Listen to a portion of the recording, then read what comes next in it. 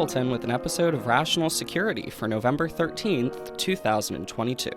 For today's episode, the team at Lawfare decided to cross-post this week's episode of Rational Security, a weekly roundtable podcast featuring Quinta Jurecic, Scott R. Anderson, and Alan Z. Rosenstein. It's a lively and irreverent discussion of news, ideas, foreign policy, and law. Today's episode is entitled Rational Security 2.0, The Needle is Back Edition. In the episode, Anderson, Jurecic, and Rosenstein were joined by Natan Sachs to discuss the week's big non-US election news, including the former Prime Minister Benjamin Netanyahu's return to power, COP27, Elon Musk's recent purchase and reorientation of Twitter, and more. This is Rational Security.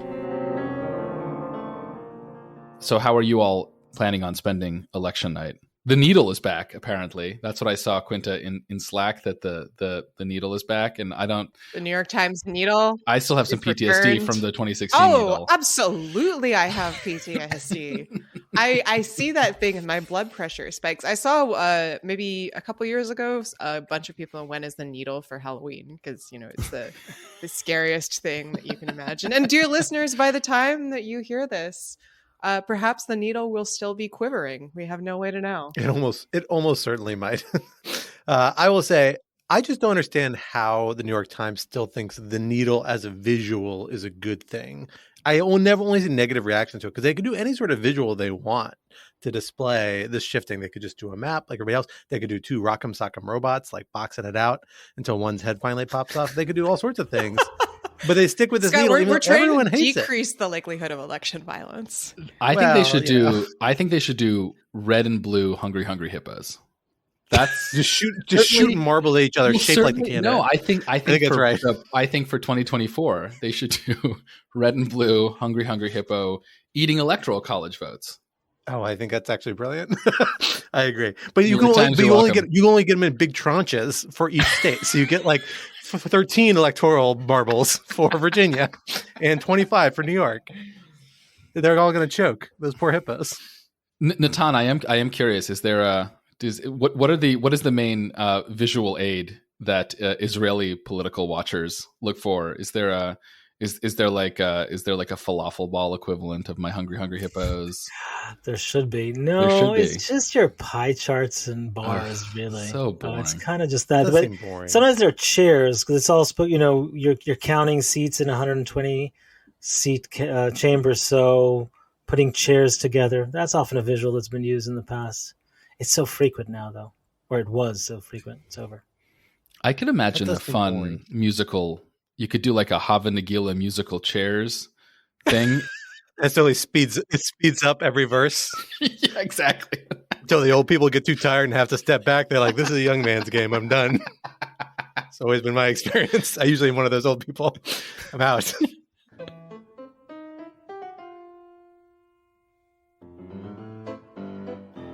Hello, everyone. Welcome to Rational Security 2.0. I am one of your co-hosts, Scott R. Anderson. I'm here with my two other co-hosts, Alan Rosenstein. Hello. And Quinta Jurecic. Hello.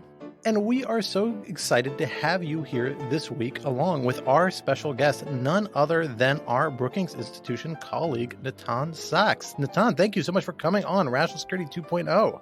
Thanks for having me. A real pleasure. This is not your first appearance. You are an old school Rational Security crowd. You're good with the old folks, with the walkers and the creaky music and the mothball smell. But now you're with the new hip crowd where it's all just, sunglasses and hip new cocktails and music and artists you've never heard of before. So how's it feeling so far? It's fantastic. I have to say, major upgrade in the casting. That's what we like to hear. This is why we ask this to every guest, and we edit out the answers we don't like. Yeah. So we're happy to have you on board. Any podcast without Ben Wittes is an upgrade. I am texting this to him right now as we speak. He knows. It's okay. He gets it. He understands. Well, we are excited to have you here with us this week for what we are calling the Needle is Back edition, because we are talking about some recent developments in the state of Israel that you have kindly done some commenting for us on already about the recent elections held there. And we will not be talking about the similar elections taking place in our own country today as we record, because we don't know the results of those yet. So sorry, folks, looking for some less than 24 hours turnaround on the election results. We're not there with that, but we may come back to it in a future week. Or alternatively, you're welcome for not being yet another podcast the day after the election talking about the election. That is exactly the better way to think about it. This You is are welcome. It's better counter-programming. for you. We are the apple a day of non-political content to keep you sane. So think of it that way. But we do have lots of national security and national security related news to talk about this week, including our three big stories. Topic one for this week, Bibi got back. Last week, an unprecedented fifth national election in the last 4 years returned controversial former Prime Minister Benjamin Netanyahu to power in Israel at the head of a coalition including several far-right nationalist parties. What does his return to office mean for the future of Israel and the region and its relations with the United States? Topic two, cop-out. The United Nations 27th Annual Convention of Parties, also known as COP27, is playing host to world leaders in Sharm el-Sheikh, Egypt this week, where some are hoping to find new consensus on how to combat climate change. Are countries taking these challenges seriously or seriously enough? And what are these efforts likely to look like moving forward? And topic three, everybody toots. Elon Musk's purchase and dramatic reorientation of Twitter is beginning to drive users to other social media platforms, including the decentralized Mastodon network, where tweets are replaced by toots. What will Musk's changes mean for the future of disinformation and content moderation, both within Twitter and outside of it? For our first topic, Alan, let me hand it over to you to get us started. So, Natan, you had a great conversation with Ben Wittes last week, right after the election. Despite it all, you somehow had a good conversation with Benjamin Wittes.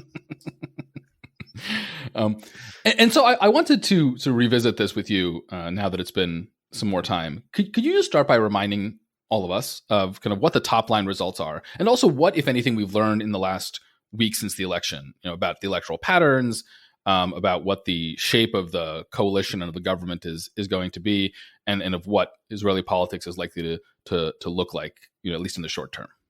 Yeah, well, thanks again for having me. As you mentioned, this is the fifth election in 4 years. It's been really an unprecedented political crisis, and it seems to be over. And it's over because it's been teetering at the 50-50, or in the Israeli context, 60-60, because it's a 120-member Knesset parliament. It's been teetering around 60-60 for 4 times now. And now for the 5th time, the roll of the dice, Netanyahu, the pro-Netanyahu camp, passed the 60 threshold and is ending up with 64, meaning that he will be able to form a coalition, and a relatively stable one, not a huge one, but a relatively stable one. The results themselves produced, actually, in terms of numbers, almost a tie again. There was high turnout, mostly across the board, and the pro-Netanyahu camp came out only about 30,000 votes ahead of the anti-Netanyahu camp. But the anti-Netanyahu camp was very inefficient in the way it organized the parties. 2 parties came close to passing a minimum threshold to get in, but did not. Both Meretz, a left-wing party, and Balad, which is sort of a nationalist Palestinian party, Arab party inside Israel, both of them did not pass. That wasted a lot of votes for the anti-Netanyahu camp, and the Netanyahu camp is clearly victorious. We don't know yet which coalition Netanyahu will present to the Knesset. The parties will be meeting the president, the mostly ceremonial president of the country, very soon, but it's very likely that it will be the members of the pro-Netanyahu camp, and that includes, as you mentioned, a very, very far-right party at the edge that Netanyahu helped orchestrate and bring together so as to avoid losing any votes on the far right. The political turmoil is over, but it's over with a very right-wing coalition that includes the most extreme parties ever in an Israeli coalition, in some respects at least. And can you just say a little bit more about in what way are these so extreme, right? I mean, I think to a lot of people, especially critics of Israel, the last 30 or 40 years of Israeli politics has been quite right-wing, whatever the makeup of the Israeli government is. And yet there does seem to be a recognition that there's something quite different about this conservative government. So can you just say a little more about, who are these extreme right-wing coalition partners? Yeah, so I mean, in the darker corners of Twitter and maybe soon Mastodon, or not darker corners, but in some corners, there's almost rejoicing that now, the mask is removed and the very extreme nature of Israel is revealed. I think it's a bit cynical to look at, or very cynical to look at it that way. There are big differences between right-wing and very right-wing, and in this case, very, very right-wing.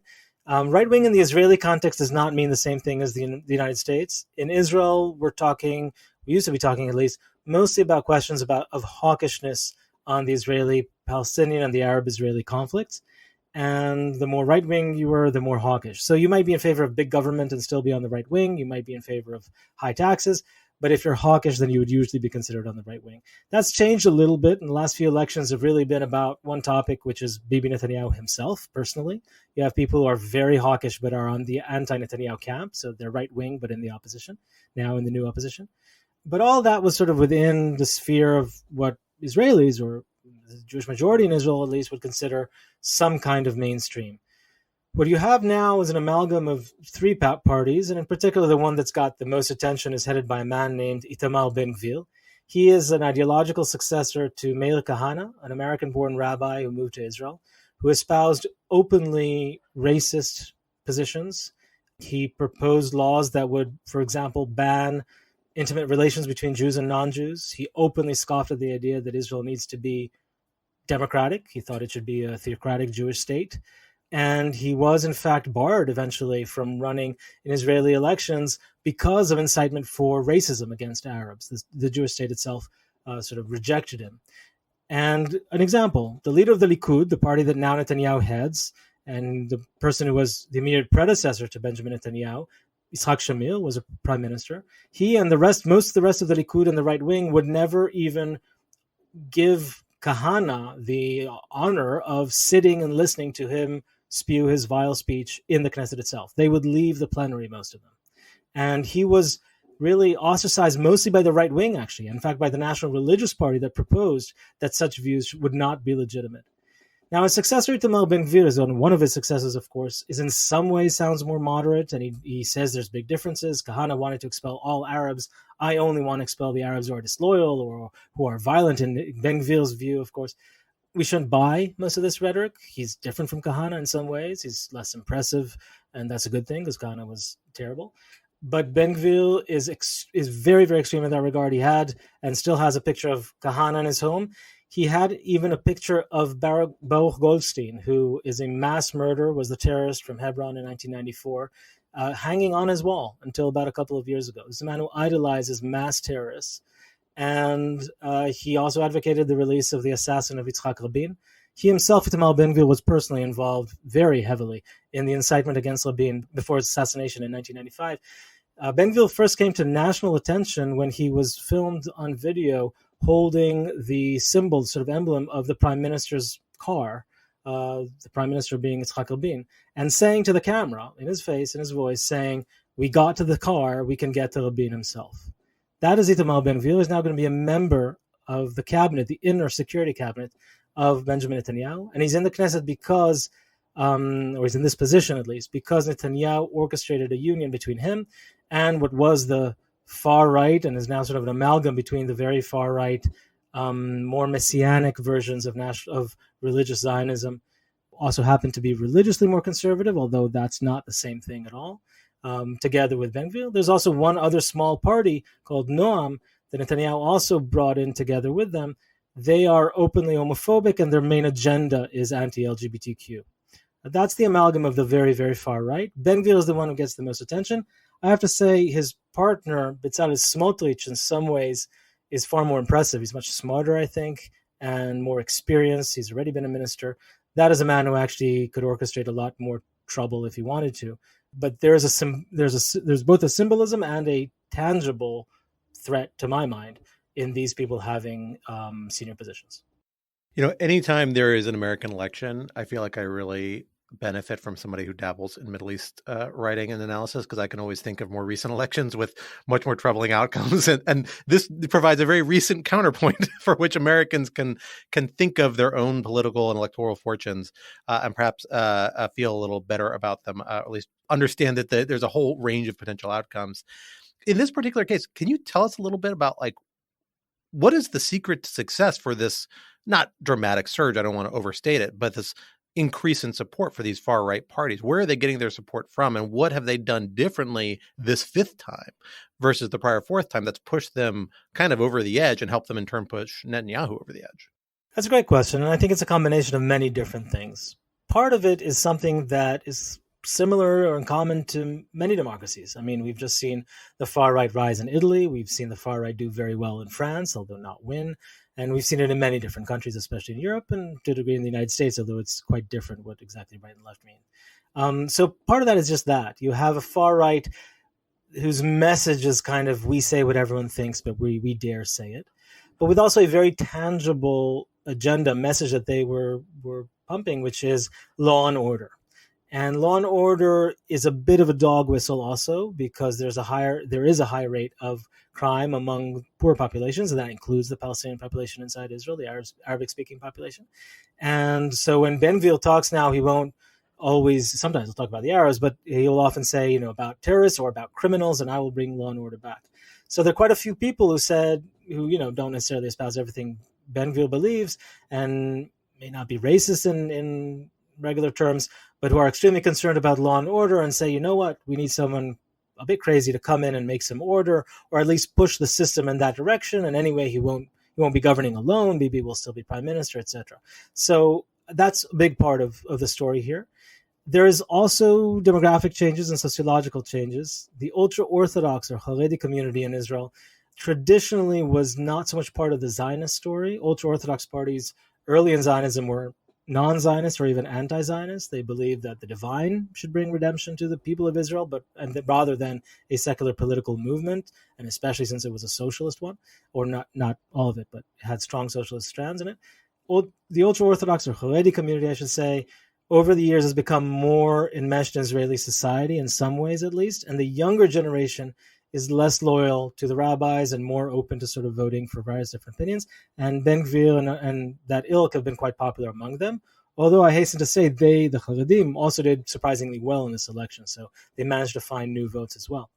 And finally, Ben-Gvir has been normalized a bit. And this is partly the blame of mainstream media that found a sensationalist kind of story.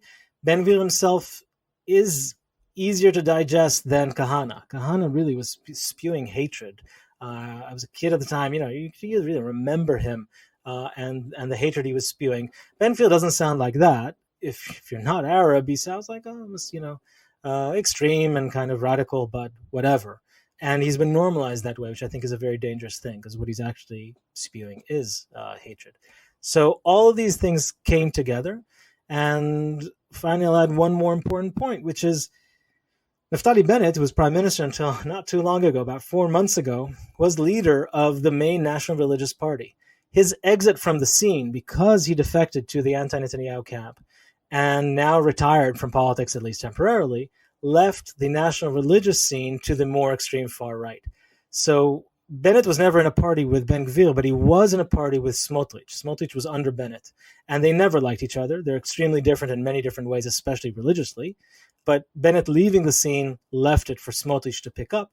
And they got quite a few votes from people who voted in the past for Bennett and probably don't exactly see themselves comfortably with Smotrich, and certainly not Ben-Gvir, but didn't exactly find an alternative. So as odd as it may sound, there were quite a few votes that were decided between Benny Gantz of the center, who also had some religious Zionist members in his party, and Smotrich and Ben-Gvir on the far, far right, jumping over the Likud and others in between them, because of this sectorial kind of element of the vote that was looking for a home now that Bennett has left.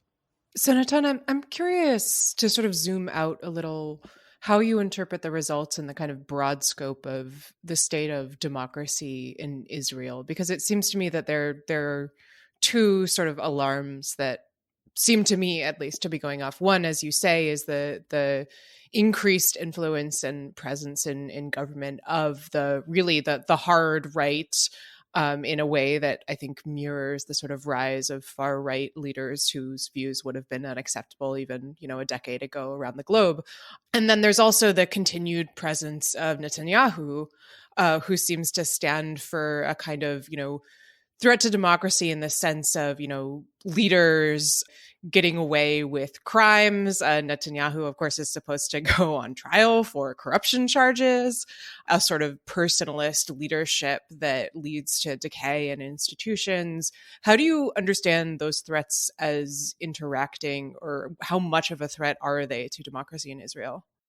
Yeah, so the danger with interviewing some liberal think tanker after an election where the right wing wins is that I'm going to sound terribly alarmist and tell you that the world is ending. And you should always take that with a grain of salt. And I'm usually guilty of the reverse. I'm usually guilty of saying, listen, sort of kind of Brookings style, let's be kind of careful about it. This time, the alarm bells are justified. And the reasons are I think, at least two. First, going back to Ben-Gvir and Smotrich, it's not just the symbolism. It's not just that here you have the far right, and how can it be that in the state of Israel, which was founded so shortly after the Holocaust, you can have the very far right and racism. All that is true and real, and I think very important. But it is also that the West Bank is already teetering on eruption, if that's an okay phrase, it's probably not. Jerusalem has repeatedly in the last several years been a hotbed of violence. I would almost say communal violence, and the potential for wide-scale violence is there even without any of this. Even if the opposition and the other side had won the election, we would still perhaps be looking at an eruption in the West Bank and in Jerusalem, and then maybe also in the Gaza Strip.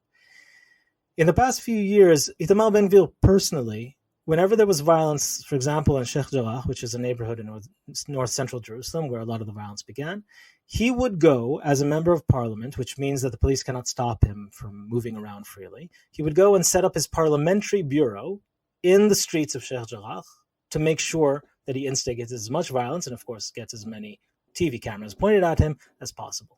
He was the pyromaniac of many of these riots. And now he's going to be in charge of the fire department. He may well be the Minister of Interior Security, which is in charge of the police. You could not write it, right? If this were a play, you could not write it because it would be so fantastical. And so there is tangible danger of this erupting. It would have existed without him and without them, but it's exacerbated, and I hope I'm wrong, but perhaps exacerbated considerably because of that. So this has some similarities to many other countries, except it's in the middle of the conflict. And it's in the middle of a very serious conflict. And moreover, one in which Jerusalem, and even more than Sheikh Jarrah, but Temple Mount or Haram al-Sharif, is in the center of that. And these are people who very strongly believe that Jews should be praying on Temple Mount and that the status quo should be changing. And that is something that many who do not care even about the Palestinian cause so much, but do care about Islam, especially in the Muslim world, that is something that could be dramatic. The second point is Netanyahu, as you mentioned. Netanyahu is very far from Ben-Gvir in his ideology and his background and many other things. But Netanyahu has made it all about him in the past few years. The fact that Israel went to 5 elections over the fate essentially of one person should be crazy, right? The Likud, his own party, could have won the elections 5 out of 5 times, easily, had it not been Netanyahu at its head. Because Netanyahu was already on trial. He was indicted. He is literally on trial. He shows up in trial sometimes for the court hearings for 3 cases of corruption, including 1 count of bribery. And that is the main case for the anti-Netanyahu camp, that a man who's on trial for corruption he's barred from being a minister, and therefore they say should not be prime minister. A real danger now is that Netanyahu and his new coalition, which has shed all the sort of equivocal elements away from it, will try to change the legal structure of Israel, including passing legislation that would allow the legislature to overturn the Supreme Court judicial oversight. So at the moment, the Supreme Court in Israel, wearing a second hat called the High Court of Justice, can overturn and reject even laws passed by the legislature. In the Israeli system, when there's only one chamber of the legislature and there is no written constitution per se, there are some basic laws that are something a bit different.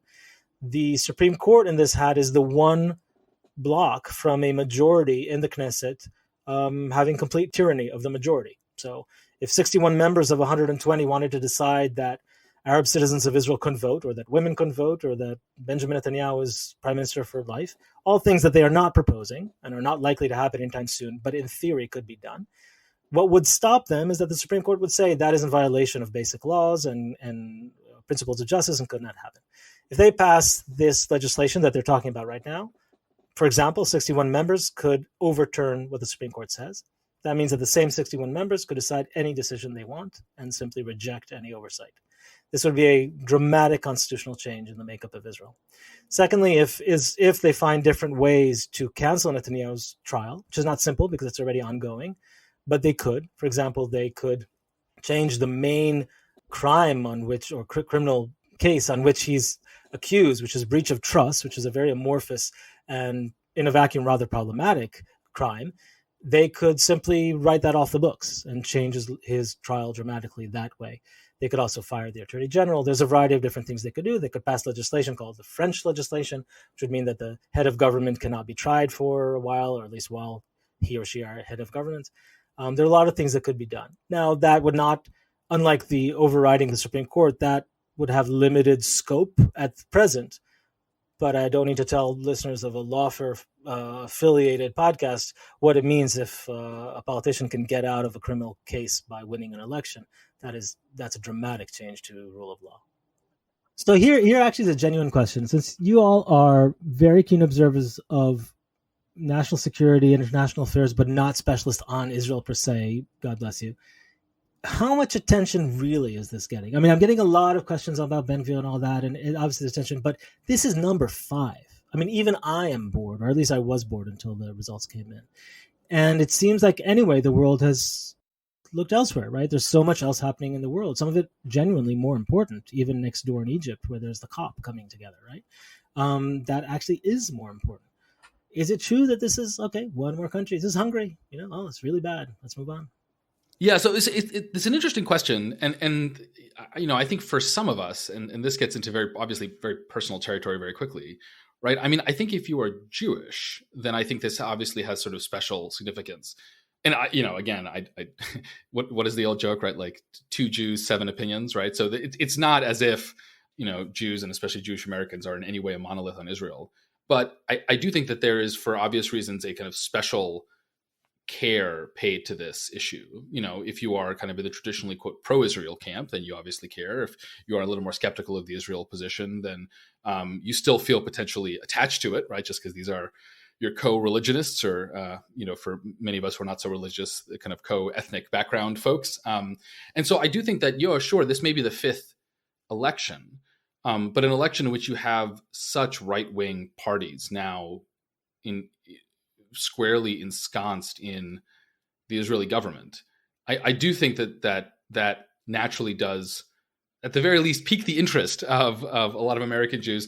And honestly, even those who I think have been traditionally on the kind of strongly pro-Israel side are also, I've noticed, quite uncomfortable with Netanyahu's bedfellows, if they weren't already uncomfortable with Netanyahu himself.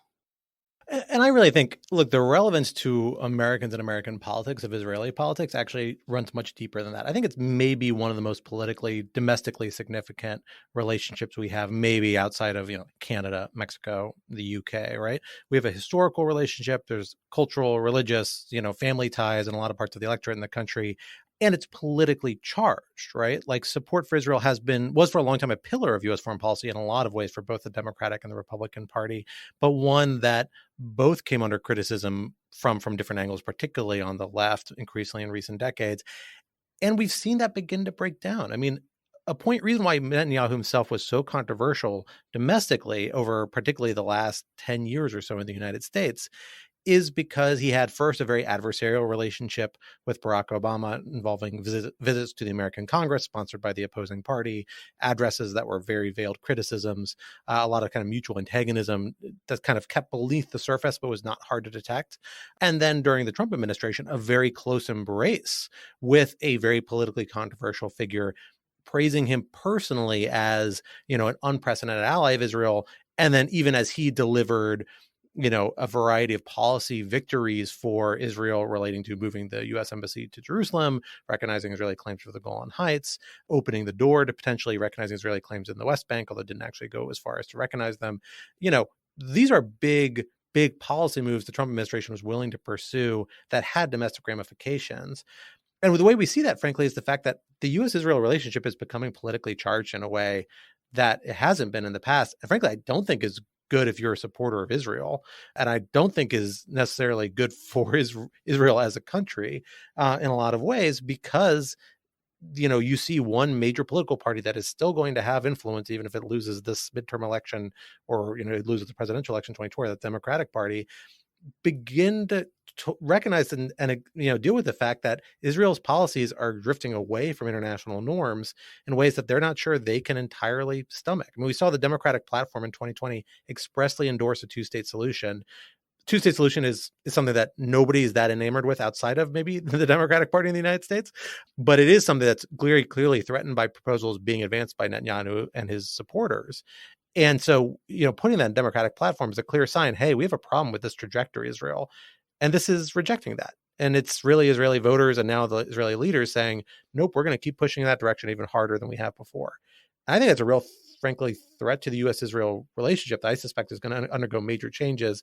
I think it's going to be generational change. I think we're talking about a 20-year window, not a 2-year window, although maybe it happens faster than that, simply because so many individual leaders in Democratic and Republican Party have such close personal relationships with Israel. Like Chuck Schumer in particular, came out very clearly and said, I see it as a priority to maintain U.S.-Israel relationship, but that's not the way their entire constituencies, the broader parties feel. And I think this is a big step in that gradual separation in a way that probably will harm Israel, although maybe that's not bad in the long run if you believe in other policies or you're concerned about the direction Israel is headed. Yeah, I think there's two really important things that you raised. One is the changes, demographic and political, but especially partisan, in U.S. support for Israel. And I think it may be much sooner than 20 years. I think we've had a reprieve, partly because the president is Biden, and he's very much of the old school pro-Israel democratic strand, partly by just virtue of his age. And secondly, because these things can have a tipping point, right? If people look around and they say, oh, it used to be 51 that clearly said we all have to support Israel, and now it's 51 that say we don't, we may see a lot of people who are on the fence flipping in the other direction. There's a second point, though, that is much broader than Israel and the U.S.-Israel relationship, and that's the fact that American politics do not stop at water's end. That when Biden was elected, in Israel certainly, but I think in many places of the Middle East and probably in the world as well, there were a lot of people who looked at their watches and said, okay, how many days until Nikki Haley can be president? And how do we weather this storm? Because for me in particular, for whatever reason, Biden is not so comfortable. Now, it's not Nikki Haley, now it's Ron DeSantis, okay, but I think there are many people who are counting the days until November in exactly 2 years, and then the January following that. And regardless of where you stand in the world or whatever, that is a very serious hindrance to American foreign policy. It means that an American administration, Republican or Democratic, cannot promote a lot of foreign policy initiatives because everyone is very skeptical that it will survive the next presidential election, depending on the topic, of course. Whether it's an Iran nuclear deal, which will not survive a presidential turnover, whether it's many other issues that could be even on climate, that could be affected quite dramatically. That's a major problem for American foreign policy, American national security, one that we did not have even just 6, 7, 8 years ago when we'd have big differences, but by and large, there was continuity. I think that's a great point. So, Natan, as you mentioned, there's activity going on in Sharm el-Sheikh, Egypt, right nearby. The COP27, so that's the United Nations 2022 Climate Change Conference, the 27th, is convening. And there's been some pretty interesting reports coming out of it, I think in part because we're at a interesting moment when it comes to thinking about climate change. And I'm drawing here on a really interesting and thought-provoking New York Times Magazine article by David Wallace Wells, essentially arguing that we're sort of somewhere in between the worst case and the best case scenario, that both of those are off the table. And we now sort of are trying to find our way through that kind of weird gray middle zone where actually we have a lot of choice in terms of what comes next and what things can look like.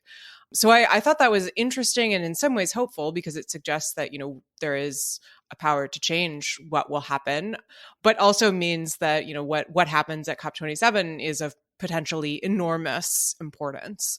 So one of the main things that I think has been flagged in the reporting on the conference is this idea of a loss and damage fund, essentially a sort of a pool of money to pay countries that are negatively affected by climate change. So, for example, the floods in Pakistan, rising seas that are causing problems for nations in the Pacific. And previously, the United States and other Western nations had been really reluctant to discussing this issue, but it is on the agenda and we will see what comes out of it. So, Scott, let me turn to you first as our observer of international politics.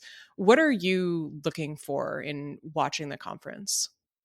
So, I think with any sort of large multilateral conference like this, it's best to tame your expectations. It's not about seeing deliverables. There are always deliverables. There always going to be some sort of agreement they're going to come out to about new spending, new sorts of priorities, which will be, treated with a kind of limited degree of fidelity, often query whether how meaningful the actual deliverables are in the long run. What's more interesting though is where the conversation is headed, what's become normalized and what hasn't, how people are beginning to conceive of these problems, and the framings that different countries are able and willing to latch onto and engage with, I think is really interesting and can give you a better sense of where policy is headed in terms of general directions. Here, I think it's really interesting, the super high-level engagement. And we've actually got really exceptional high-level engagement from a lot of countries. President Biden's headed there on Wednesday after the midterm elections. Emmanuel Macron is there already. We see the new prime minister of the UK is there already, although it sounds like he was there under a little bit of duress because Boris Johnson decided to show up in his personal capacity. So new prime minister felt like he had to make an appearance as well. But you see a lot of high-level engagement in a way that, is not entirely a departure from recent years, but I think is notable to see that level of sustained engagement. You see a willingness to embrace this kind of loss and damage idea on the agenda, which hasn't been the case in the last several years. It's an openness to the idea that, frankly, distributive politics, globally distributive politics and redistributive politics is part of the solution potentially, or at least is going to need to be part of the conversation that goes to a solution. And then you see a lot of very technocratic engagement. A lot of presentations, discussions at this conference are about, different specific types of technology, policy initiatives, different approaches we see countries kind of beginning to talk about and roll out. That I think is really kind of promising, in part because it begins to, there's a terrible way to phrase this, but I can't think of a better way, lower the temperature on climate change a little bit by rendering a little bit more of a technocratic enterprise. Like we essentially have seen over the last few years, in the New York Times piece you mentioned, Quinta, in your opening remarks, I think does a good job driving this home. We've seen both concern over climate become more routine and rationalized and institutionalized across kind of the world, and the vast majority of political parties, again, like conservative parties in most European countries, a lot of global countries, embrace that climate change is a problem, and it's a very serious problem. In the United States, we're not quite there yet, but we have actually seen the United States as a whole make some progress, even under the Trump administration, which was kind of vocally opposed to a lot of climate change related policies, because we've seen policy at the subnational stage. We've seen policy enactments happen and changes happen at kind of the subnational stage, and also at the technocratic stage, kind of the agency stage, where it's beneath the kind of politically charged kind of commitments.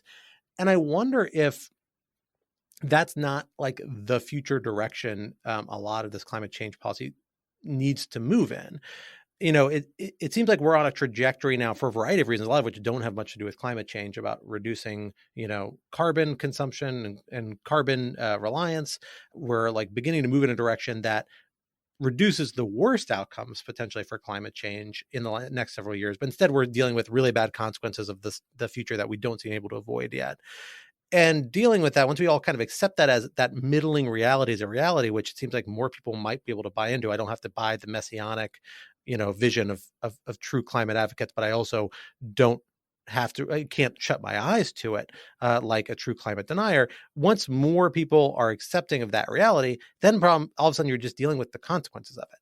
And people seem more suited and ready to deal with that, as well as implementing the variety of kind of medium to small size measures that collectively can keep us within that more manageable range. So that's kind of what I'm waiting to see out of this is a lot of small agreements and smaller measures that are likely to add up to this. I just think that's where the direction of this whole issue seems to be moving beneficially. Yeah, and the thing that I would add to what Scott said is I think it's notable. I think one reason I would hypothesize that the prospects for these sorts of loss and damage funds have increased is because people are realizing that the alternative is mass migration. And that, I think, is appropriately much scarier for the richer and more developed countries that are able to deal with climate change then is cutting a check to the poorer countries. Yeah, I mean, I think I would just say that I still remain very concerned. Obviously, I think we all are, but the fact that we're avoiding complete catastrophe does not make the middle ground palatable. I mean, we are already facing a reality today, irrespective of projections, already a reality today of major damage around the world and a prospect of catastrophe, even if it's not the worst kind of catastrophe, it's still catastrophe in many others. What happened in Pakistan just now is of a magnitude that really boggles the mind. And I'm worried, of course, about the politics, the international politics of it, because we have a fundamental mismatch between our governance structure, which is fundamentally about a nation state, sovereign nation state that decide their own affairs and follow their own interests, and a problem that is so clearly global and international. And so we have the COP, which has produced some very important things in the past, but they have been so woefully inadequate to the task. I read the New York Times Magazine piece, in part also as a tragedy of how much we could have done had we gotten our act together. How many lives we could have saved now and in the future, how much migration, essentially forced migration, although forced by climate, that we're going to see in the future in more arid regions. I focus on the Middle East, but not just there, but obviously the Middle East. You're going to see millions, hundreds of millions potentially of people facing dramatic duress. And I'm very heartened by some things that happened. The Inflation Reduction Act of the United States, the aptly named Inflation Reduction Act, was a very good thing. But, if you went back to the drawing board and said, really, this is what you're happy about? This should have been the starting point 10 years ago. This is where we should have started. We're just so used to completely dysfunctional politics and people willing to close their eyes to evidence just for the sake of partisan gain, short-term partisan gain, that I think it's just atrocious. The fact that the Inflation Reduction Act passed by a 50 plus a tiebreaker is really to all of our shame, and not just the shame of the Republican Party. It's the shame of how our politics work, and that's just the United States. We're not the only ones. Last thing I'll say just about, I think this idea of funds for adaptation make a lot of sense, because we are looking at a reality where mitigation is going to be inadequate. We cannot mitigate the whole thing. It's already here. We will have to adapt in a dramatic way, and I mean the world. We'll have to adapt to dramatic changes already. The problem is, of course, that we're still talking in the context, whenever we get to question of funds for adaptation, it's like who owes it? It's a good question, of course. And obviously the richer countries that have polluted more, et cetera. But we're getting back into this kind of conversation rather than truly a global problem that needs to have a global solution. I don't have a simple answer to it. I'm not suggesting a world government, but I am suggesting that we might have to think very seriously about how we readjust our politics and how we readjust our priorities. I deal with Middle East problems, international politics and foreign affairs and all that. My wife deals with climate and climate-related efforts in development. And we often say that I deal with who's on the throne of Westeros. And it doesn't matter because winter is coming. And that's what my wife is trying to deal with. So we know who's important in the family. I will say, I do think that we can tie the climate discussion back to our earlier discussion of, the rise of sort of far-right populist, xenophobic governments around the world, because, and again, this is noted in the magazine piece, insofar as, climate change and potentially mass migration is going to require a rethinking of international law around the refugee system, around what sovereignty means. One potential response to that is governments that clamp down, focus on xenophobia, try to keep people out. And I could certainly imagine that as a very bleak future. It certainly seems consistent with the trend of where things have headed in the last few years. I agree. I don't disagree with any of those sorts of takes, but I do think in terms of how we're actually seeing action on this issue that's having ramifications, it's a much more decentralized response. And I think that's actually fundamentally good. And I actually worry, frankly, where you have countries where very close, I'm thinking of particularly the United States, maybe only the United States, but I suspect other countries are in some degree in a similar situation, where you see high level proclamations and engagement on climate that it has a deleterious effect by essentially politicizing it. because you're making it a much bigger issue and losing a lot of resources on national agenda items when it's better if you hide it in a bill about inflation and don't make it the main talking point. Or maybe where you don't have John Kerry, there's no criticism of John Kerry personally, but John Kerry kind of trying to play this leadership role. The United States, for the reasons Natan very eloquently articulated in our last segment, cannot commit to past a 2-year window. What's exceptional about the progress we have seen made on this issue, which again is not anything to celebrate because it's still a very dire situation, but is that it's all happened like in the absence of U.S. leadership, really fundamentally, and frankly, kind of in the absence of any single figure in a political position of power. Why is it's a very kind of popular movement reinforced by certain global geopolitical trends, reinforced by certain global economic trends and market incentives. And I just have doubts about how much we're going to be able to steer things in a better direction than that, leaning into that more efficient method that we've seen at least so far strikes me as probably the best chances. It's just capitalizing on it. And that often is probably going to mean just making it less of a political issue and trying to instead open space for other actors to have more space to work in addressing it. I got to say, this reminds me a lot of all the conversations we've had about what to do about the threats to democracy over the last few years, right? Like, don't make it political, just sort of work it in around the sides, focus on the kitchen table issues. And I don't know if that's worked either.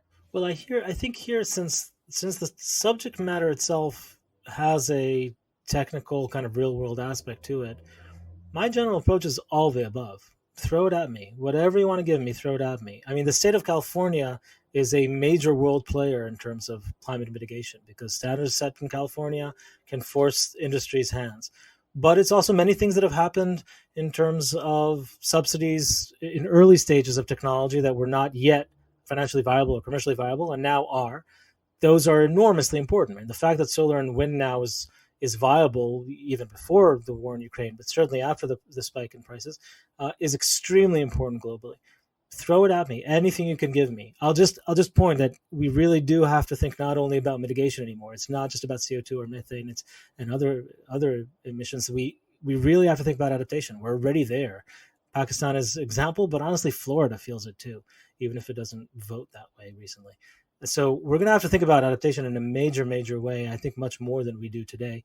And, and as Alan pointed out very well, I mean, migration is the clear thing. This is not, we used to talk about this, I remember in grad school, this would be kind of other issues, transnational issues. We'd have the important ones, war, economics, trade, and then all sorts of other things, terrorism and global environment, things that we should be dealing with too. This is now front and center. It affects national security. It affects domestic politics, certainly in Europe. It affects where migration is huge. This is going to affect everywhere. I mean, flooding in Pakistan. What could be more important to Pakistan today than flooding and how it can adapt to that or face that? So it's front and center, I think. And I really do feel like it's high time. I disagree on the point on politics. I think we have no choice to go at the high level. But I do very much agree with what you're saying, Scott, about how many of the best answers come at completely different levels, at the local level, city level even, and in industry and in the private sector where things can really move. If so much of the brain power that goes into making apps better or between Twitter and Mastodon, if that brain power went into, I don't know, the efficiency of my window, we'd be better off. My window matters more. The heat efficiency is much more important than if it's a tweet or a tweet.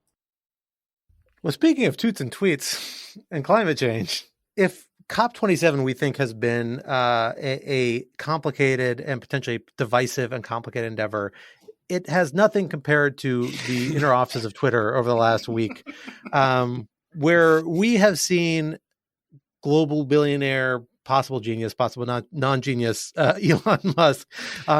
Pretty probable non-genius at this point. Pretty probable. We're all making faces by most accounts, folks. many accounts.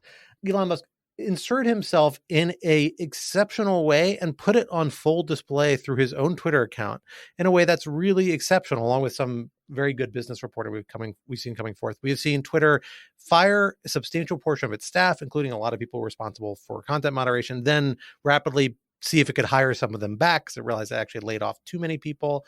We have seen Twitter suggests that's going to start charging $8 or $20 initially, then $8 for blue checkmark, then maybe move to an entirely kind of closed paywall platform, potentially as more recent reporting. All these ideas are floating around. It's a highly chaotic environment. And now we have Elon Musk going forward and saying also, no, in fact, we are now suffering advertising losses. Advertisers are pausing, not because of my erratic and politically charged tweeting and messaging and generally strange management of this organization, but because of political interference by leftist groups. It is a weird moment for people who spend time on Twitter, as I think all of us do to varying degrees, and as I'm sure many listeners do. And it has had one distinct effect. More and more people are moving to other platforms, including one that Alan has long been an advocate for. Maybe advocate is not quite right, but sung the praises of to various extents, called Mastodon, a decentralized network that operates a lot like Twitter, maybe a little clunkier in various regards, but still working out the kinks on the back end. So Alan, let me hand over to you first, because you've done some great writing on this and had some interesting conversation, including on our podcast this week with Quinta, and a very useful discussion on the Lawfare podcast. Tell us a little bit about what do we think this is going to mean for disinformation, content moderation, those areas where we see these social media networks intersect with national security policy and democratic governance, the sort of issues we talk about, both on the Twitter side, where we see a complete overhaul of the system with a lot of questions raised, and by this shift to Mastodon, or what is probably the most likely outcome, which is a much more balkanized, decentralized kind of, even more than it already was, social media atmosphere for this particular type of microblogging that has become such a ubiquitous means of expression, particularly around political and journalistic spheres. So I don't know what's going to happen on Twitter. I'm curious for Quinta's thoughts. I think she's probably a little bit more plugged in on that front. When it comes to the move to these more decentralized platforms like Mastodon, the question of what is the effect of or what is going to be the effect of moderating for disinformation and things like that is complicated, because if you think that what is disinformation is very straightforward. If you think that everyone of good faith should be able to agree that such and such is a piece of disinformation and such is fine, then you're going to look at the move to Mastodon with a lot of suspicion, because the point of something like Mastodon, in which there is no one central authority, there is just a bunch of different Mastodon servers that are talking to one another and can decide whether or not they want to keep talking to one another. The point of that system is that no piece of information can be fully squelched from the network, right? Whereas with Twitter, right, if you are banned from Twitter, you are banned from all of Twitter. If a tweet of yours is banned from Twitter, it is banned from all of Twitter.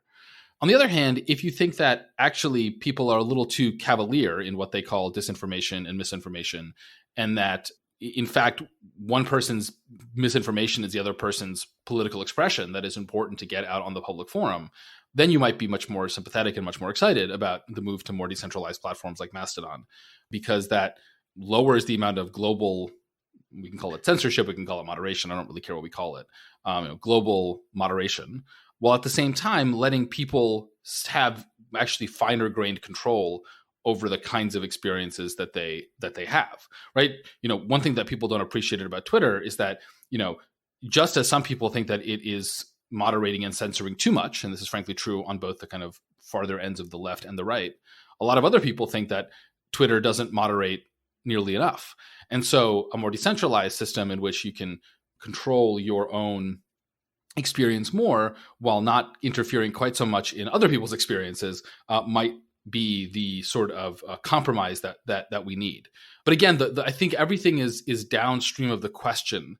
Or let me put it this way. I think everything is downstream of what you think the answer to the question about whether or not offensive and harmful and problematic types of content can be objectively, or at least with consensus, identified. And for some things like spam, bots, child pornography, things like that, there's not a huge sort of social challenge in getting people to agree that that's bad stuff.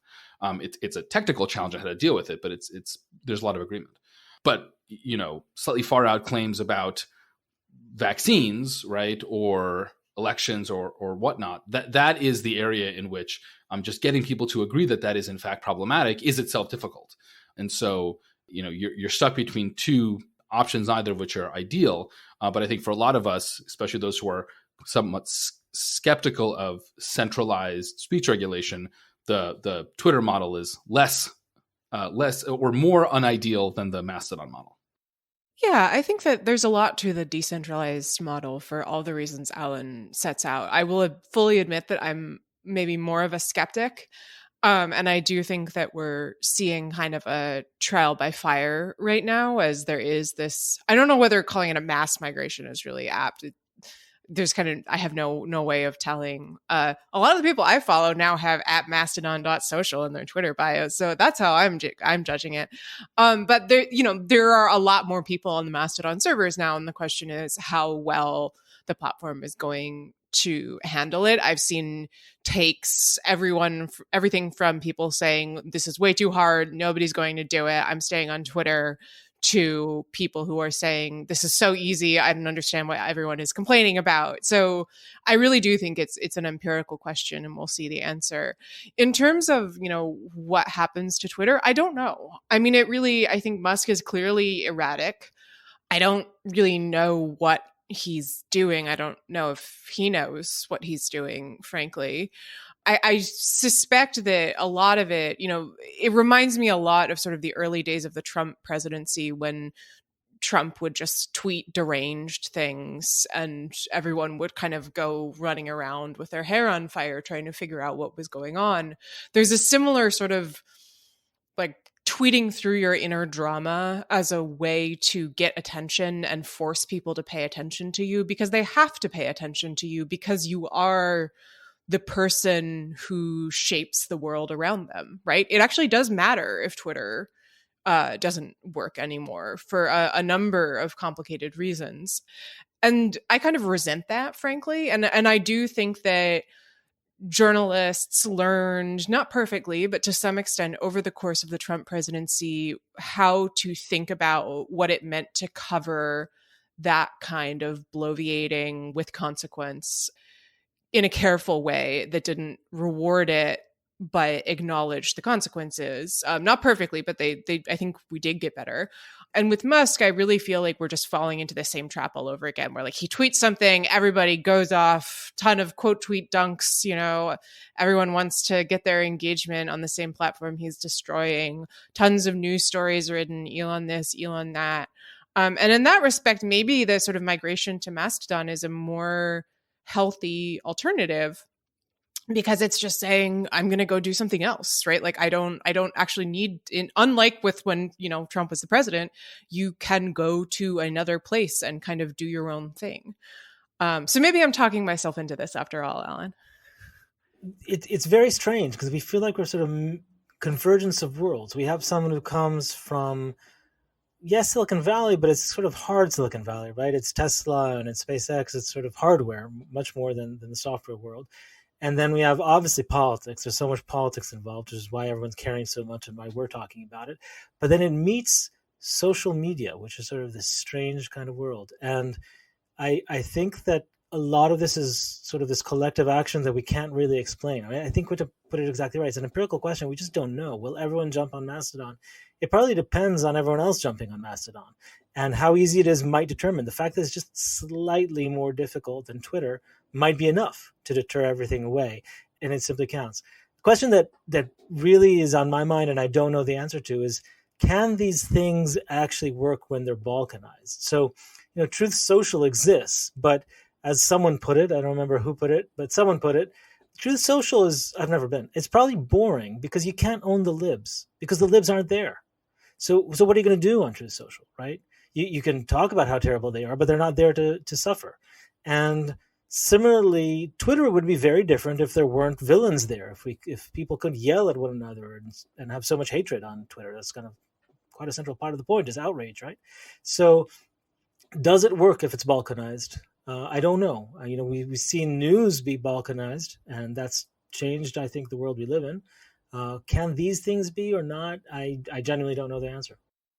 Yeah, so it's an interesting question, or it's interesting to ask, given the definition, I think that's implicit in what you mean by work, right? The question is, can Twitter, quote unquote, drive engagement, which is Silicon Valley speak for make us all really, really angry so we click, endlessly and feed the algorithm advertisement beast? Can it work if not everyone from, all walks of life, every culture, every language, every political affiliation is thrown together in this meat grinder of 280 character, tweets, which of course is not the best way to say things in a nuanced manner. The answer is no, but that's great. It shouldn't work. It's not clear that Twitter working is in fact good for society, or at least if you define Twitter working as maximizing shareholder value. And I think Truth Social is a great example of this, right? So Truth Social runs on Mastodon, as does Gab, which is on one of these right-wing sites. And in principle, right, they could all talk to all the other instances, but they don't want to talk to the other instances, and the other instances don't want to talk to them. So they end up being kind of marooned in this weird, dark little corner of the Fediverse. And it makes it more boring. And that's great. Like, I think we need more boring in our public discourse. I think, one of the original sins of social media was the idea that you want a global community in the sense of a giant public square where 6 billion people can come together and scream at each other. Which again is fabulous for advertisement revenue, but not for everything else. So if the conclusion is social media becomes a lot more boring, I think that's potentially a really good idea or a really good outcome.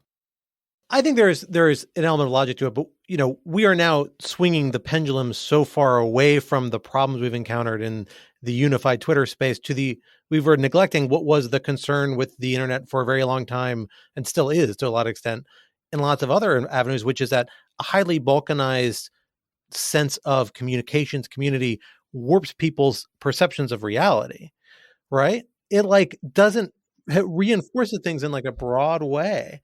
See, this is the thing. This is the problem with empirics, though, because there are new studies that suggest that kind of filter bubble effect just doesn't exist. And not just that it doesn't exist, but that, it might exist in the sense that, yes, if your choice is between having the idealized public square in which we all are speaking to each other in, Rawlsian public reason, if it's that versus, Gab on one end of the spectrum and I don't know, whatever left Gab would be on the other side of the political spectrum, Gab would just call that Twitter, but whatever left Gab is, then yes, right? The balkanization, the filter bubbles are bad. But the problem is that the alternative to a filter bubble right now is actually people being fed kind of the worst examples of the other side, which ends up actually just reinforcing their sense that their side is on the side of righteousness and the other people are crazy nut jobs. And so the problem is what we haven't figured out a way of building, of breaking down filter bubbles in a way that doesn't actually cause even more extremism. And until we figured that issue out, I think we just don't have to worry about Twitter becoming more boring. But the only conduits into these new networks are going to be the people who are in those networks. So it's going to be their framing and their selection of external facts that are representations of people from outside the community. So you're not creating a solution where all of a sudden they're going to get better representations of the other side. They're going to get the ones cherry picked by the people moderating and running the community that they've set up and that they now have full control over. I mean, the reason why content moderation and all these ideas strikes me as hard is because you're trying to come up with some sort of neutral set of rules that adjust the right degree of diversity and, accommodates a broad enough degree of views, but not those views that everybody finds objectionable. And we just have different ideas about that. There's no easy way out, though. I think people treating this like this is some sort of right solution, it just seems like it's going to drift to the other end of the spectrum. And maybe there is some right solution in between the two, but, it may be actually in the competition between these forms. My sense is that if we see a truly balkanized environment between a bunch of Gabs, a bunch of Mastodon-based kind of competitors in Twitter, right? The reason why Twitter already has a competitive advantage over other social media platforms isn't because it's because it's a little easier to engage with, and it's because it intersects with journalism, right? It's the public sphere that gets quoted by people. So I think, frankly, the hub really comes down to where does mainstream media begin to look for this stuff? What does it engage with?